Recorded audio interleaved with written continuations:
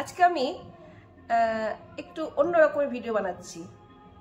Rabbit সংক্রান্ত ভিডিওই হবে, তবে আজকে আমি আমার ভিডিওর অনেক রকমের কমেন্ট দেখি, সেই কমেন্ট অনুযায়ী আমি একটুখানি ভিডিও বানাবো, সেই কমেন্টে রিপ্লাই দেবো। আসলে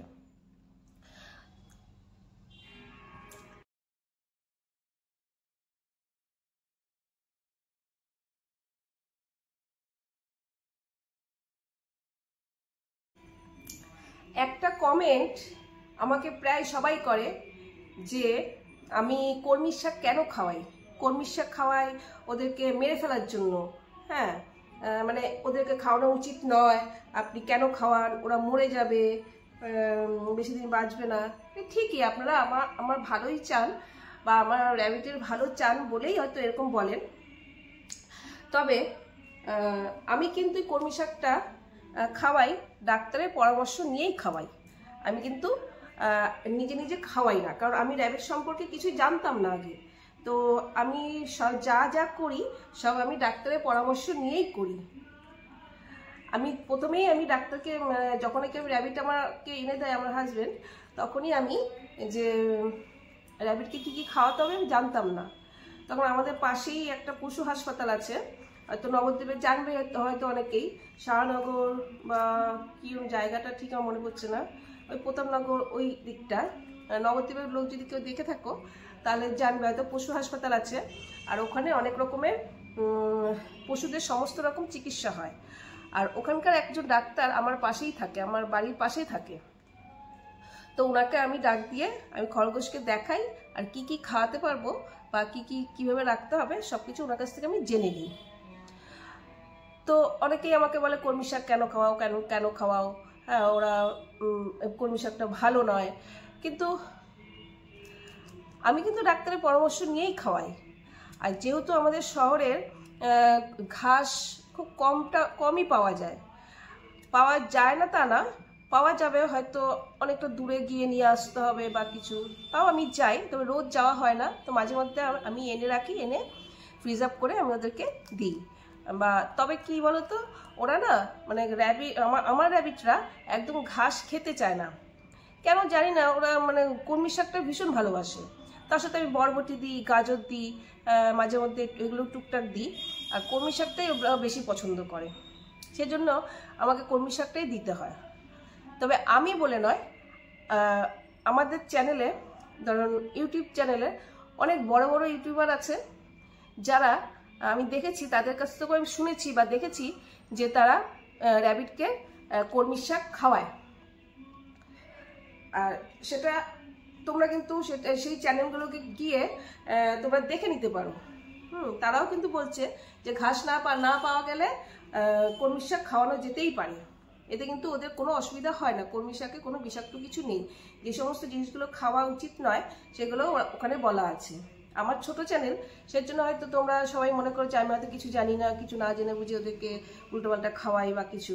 কিন্তু তোমরা এরকম বড় বড় চ্যানেলে গিয়ে তোমরা দেখতে পারো, যেরকম গ্রো লাইফ, আমি তোমাদের দেখাবো এখনই, যে গ্রো লাইফের যে উনি কিন্তু অনেক রকমের কলমি শাক সম্পর্কিত অনেক কথা বলেছেন। তো চলো আগে ওটা দেখিনি কি বলছে, তারপরে তোমাদের সাথে আবার কথা বলছি, ঠিক আছে? এরও কারণ হয়, তাই এটা অবশ্যই অ্যাভয়েড করবেন। মূলত খরগোশের প্রধান খাবার হচ্ছে ঘাস। প্রতিদিন আনলিমিটেড ঘাস এদের সবচাইতে সেফ এবং সবচাইতে ভালো খাবার। এর সাথে 1 কাপ গমের ভুসি ও বিভিন্ন সবুজ শাকসবজি যদি আপনি খাওয়াতে পারেন, তবে আপনার খরগোশগুলো সুস্থ সবল থাকবে। শাকের মধ্যে খরগোশকে কলমি শাক, ডাঁটা শাক প্রচুর পরিমাণে খাওয়ানো যায়। এছাড়া এরা মূলা শাকও খায়, এবং মূলা শাকটাও আপনি বেশি করে খাওয়াতে পারবেন। তাছাড়া খরগোশ পাতাকপি, ব্রকলি এবং ফুলকপির পাতা বেশ পছন্দ করে খায়, কিন্তু এগুলোর মধ্যেও কিন্তু অতিরিক্ত খাওয়ানো যাবে না। পাতাকপি, ব্রকলি বা ফুলকপি, এই ফুলকপির পাতা আর কি, এই উপকরণগুলো কিন্তু আপনি অতিরিক্ত পরিমাণে দিতে পারবেন না।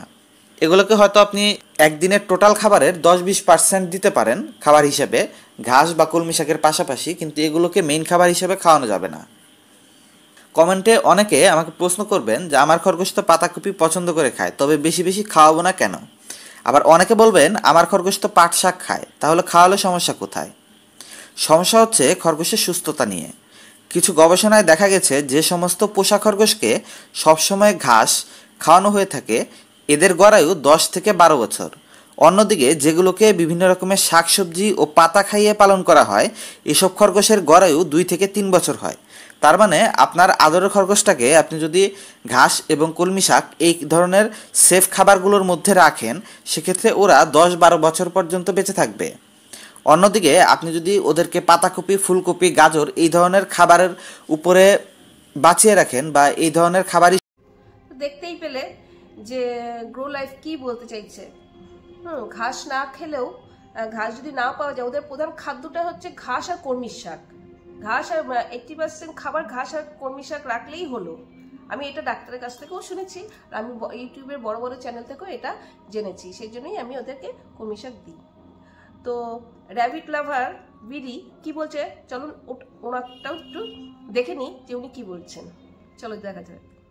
বন্ধুরা, অতিরিক্ত কলমি শাক খেলে খরগোশের কি কোনো ক্ষতি হয় কিনা সেই বিষয়ে এখন ভিডিও বানাচ্ছি, তো আশা করি না করে সম্পূর্ণ দেখবেন। যারা এখনও সাবস্ক্রাইব করে না তারা অবশ্যই সাবস্ক্রাইব করে বেল আইকন বাজিয়ে রাখবেন। তো চলুন ভিডিওটি শুরু করা যাক। বন্ধুরা, শুধু আপনার খরগোশ বা আমার খরগোশ নয়, মানে সকল খরগোশই কলমি শাকটা বেশি খেতে পছন্দ করে, কারণ এখানে রসালো পদার্থটা বেশি রয়েছে, অন্য ঘাসে যা নেই। ঠিক আছে, তো আপনার তাছাড়া কলমি শাক রয়েছে, বাঁধাকপি রয়েছে, ফুলকপি রয়েছে, ওগুলোর পাতাও কলমি শাক যেরকম খায় সেরকম খেয়ে থাকে। এখন কথা হচ্ছে কলমি শাক খেলে খরগোশের ঠিক ক্ষতি হয় কি না, বা কী হয়, বা কীরকম কী হয়।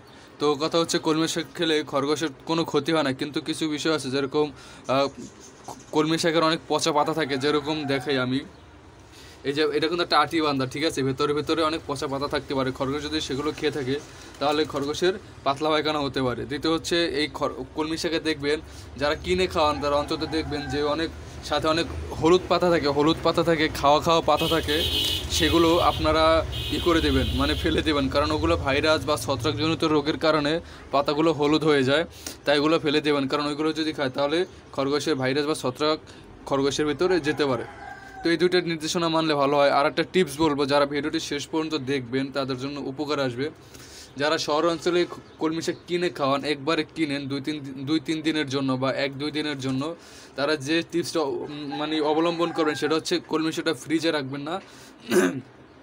আমার মতো এরকম একটা আটি তো বাঁধাই থাকে। তারপরে আপনার এরকম মগে পানি নিয়ে, হালকা পানি নিয়ে পরে এই কলমি শাকের আটিটা এরকম ভিজিয়ে রাখবেন, তাহলে আপনার পাতা সতেজ থাকবে, একটু বড় হবে এবং পাতা নষ্ট হবে না। কিন্তু আপনি যদি ফ্রিজে রাখেন পাতা বড় হবে না, এবং ফ্রিজে রাখলে তো স্বাস্থ্যের পক্ষে ক্ষতিকর সবাই জানে, কিন্তু ওটা মহামারী ক্ষতিকর না হলেও আপনার পাতাগুলো পচে যাওয়ার সম্ভাবনা থাকে। ঠিক আছে, তো আপনারা এরকম রাখতে পারেন, তাহলে আপনাদের উপকার আসবে। তো সুন্দর একটা টিপস বলে দিলাম। যারা ভিডিওটি দেখছেন শেষ পর্যন্ত অবশ্যই আমি আশা করবো সাবস্ক্রাইব করে বেল আইকন বাজিয়ে রাখবেন। সবাইকে ধন্যবাদ, আসসালামু আলাইকুম। তো দেখতেই পেলেন যে র্যাবিট লাভার বিডি কি বলতে চাইছে। তো আশা করি, আর ওরে বাবা রে, ও বসবে,